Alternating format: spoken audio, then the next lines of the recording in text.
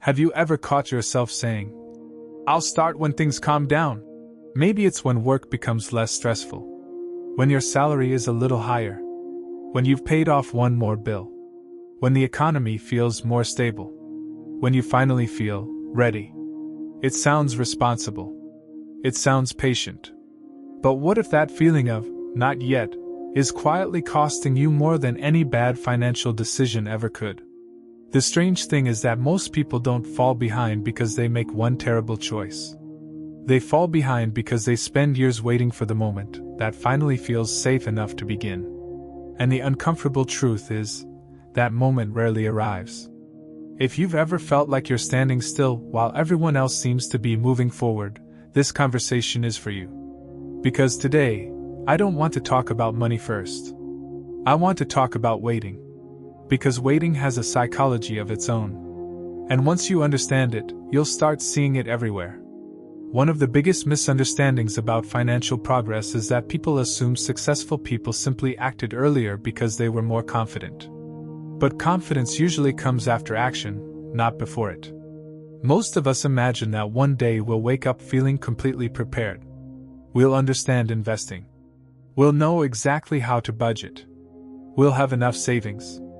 We'll finally stop making mistakes.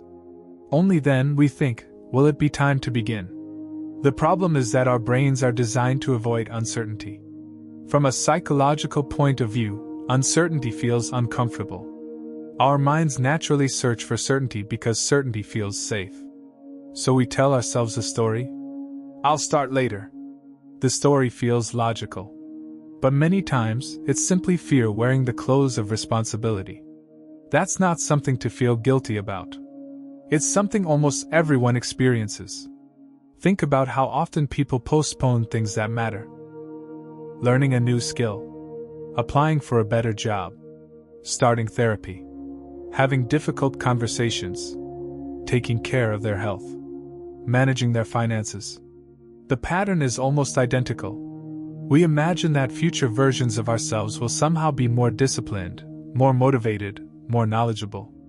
But future you is still you, just with less time. Let's imagine two people. Neither of them earns an extraordinary income. Neither has rich parents. Neither wins the lottery. The first person decides to begin saving a small amount every month today. It's not impressive. Sometimes it's only enough to cover a few meals. Sometimes unexpected bills interrupt the plan. But they keep returning to the habit. The second person wants to do things properly. They decide they'll wait until they can save a much larger amount. It sounds sensible. Except 1 year passes. Then another.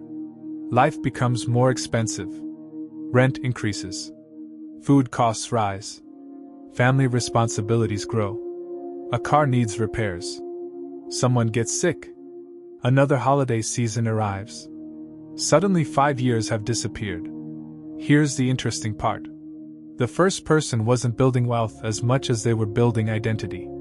Every month they were becoming someone who saves. Someone who thinks ahead. Someone who expects future problems instead of being surprised by them. That psychological shift matters far more than the money itself in the beginning. Because habits become automatic long before balances become impressive. We often focus so much on outcomes that we forget how behavior actually changes. Imagine someone who wants to start exercising. If they believe they need a perfect workout routine, expensive shoes, a gym membership, and 90 free minutes every day, they'll probably never begin. But if they simply walk for 15 minutes after dinner every evening, something changes. They're no longer trying to become someone who exercises. They already are that person. Money works in surprisingly similar ways. The first investment isn't important because of the amount. The first budget isn't important because it's perfect. The first emergency fund isn't valuable because it's complete. They're important because they change your relationship with money. Instead of reacting to life, you begin preparing for it. There's another reason waiting feels so attractive. It protects our identity. As long as you haven't started, you can't fail. If you've never invested, you haven't made a bad investment. If you've never started a budget, you've never broken one. If you've never asked for a raise, you've never been rejected. Waiting keeps possibility alive. Reality, on the other hand, introduces mistakes. And our brains often prefer imaginary success over imperfect progress. But think about children learning to walk. No parent expects perfection.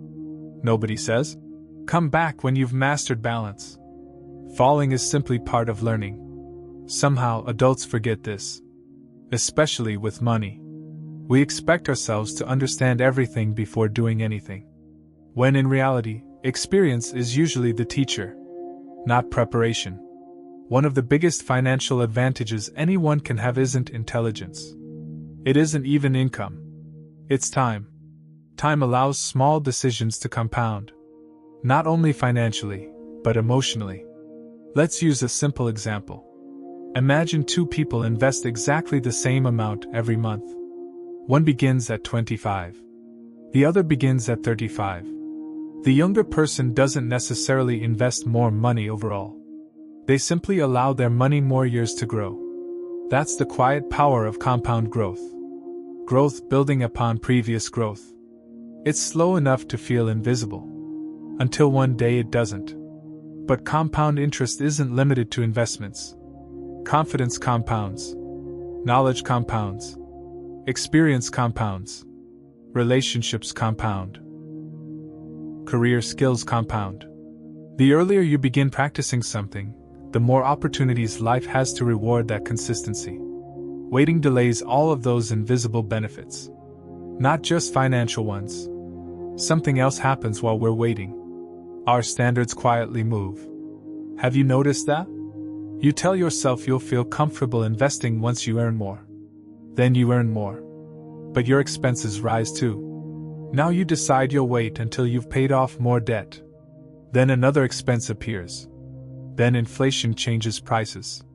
Then life changes again. The target keeps moving. Because the problem was never the number. The problem was believing certainty exists. Life has a remarkable way of replacing one uncertainty with another. There's always another reason to postpone. That's why people sometimes spend decades preparing for a future they never actually enter. I think one of the most overlooked forms of financial stress is the feeling of always being behind. Not because you're irresponsible, but because you keep comparing today's beginning to someone else's middle. You open social media. Someone bought a house. Someone else retired early. Another person built a business. Another is traveling the world. Without realizing it, your brain concludes you're late. But here's something worth remembering. You rarely see the years before those moments. You don't see the evenings spent learning, the weekends working, the mistakes, the uncertainty, the ordinary routines repeated hundreds of times. Progress looks dramatic from the outside. Living it feels surprisingly boring. Mostly because real progress is repetitive. Eventually, there's a moment when something changes. Not in your bank account. In your thinking. You stop asking, "When will I finally be ready?" And you begin asking a different question. "What can I responsibly begin today?" That question changes everything. Because now you're focused on action instead of conditions. You're no longer waiting for confidence. You're creating it. You're no longer hoping life becomes predictable. You're becoming more adaptable. Money starts feeling less like an exam you have to pass, and more like a skill you practice. That shift removes a surprising amount of pressure. Because skills improve. Nobody expects perfection from practice. This doesn't mean rushing into investments you don't understand. It doesn't mean taking unnecessary risks. It doesn't mean pretending everything will work out. It simply means recognizing that preparation and procrastination can look almost identical from the outside. Both involve research. Both involve planning. Both involve thinking. The difference is that preparation eventually becomes action. Procrastination keeps collecting reasons. Knowing when you've crossed that line is important. Sometimes one more article isn't what you need. One small decision is. So what does beginning actually look like? Sometimes it's creating your first realistic budget. Not the perfect budget. The honest one. Sometimes it's building an emergency fund little by little, even if it feels painfully slow. Sometimes it's spending one evening understanding how retirement accounts or index funds work instead of assuming you'll learn later. Sometimes it's negotiating your salary after preparing carefully. Sometimes it's saying no to one unnecessary purchase, not because buying things is wrong, but because future peace matters more than today's impulse. These aren't dramatic moments. Nobody applauds them. They rarely make exciting stories. But years later, they quietly become the foundation of financial stability. Not because each decision was huge, because they accumulated. If you're feeling behind today, I want you to know something. Feeling behind doesn't mean you are behind forever. Life isn't a race with one finish line. People start businesses at different ages. People discover investing at different stages. People recover from debt. People rebuild after losing jobs. People completely change their financial future one ordinary decision at a time. The important question isn't whether someone else started earlier. The important question is whether today becomes another year of waiting. Because every future version of you will eventually look back at this moment. And they'll either be grateful that you began, or they'll wish you hadn't waited just a little longer.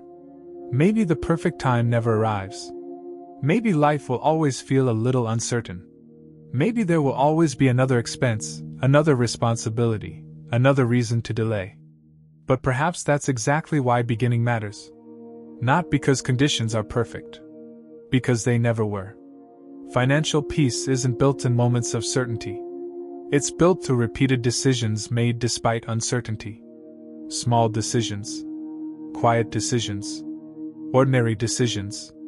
The kind that don't feel impressive today but become incredibly meaningful years from now. So if you're waiting for permission to begin, you probably don't need permission. You just need a smaller first step. Because progress has never belonged to the people who knew exactly what would happen. It has always belonged to the people who accepted that they couldn't know, and moved forward anyway. And maybe that's the most comforting thought of all. You don't have to get everything right.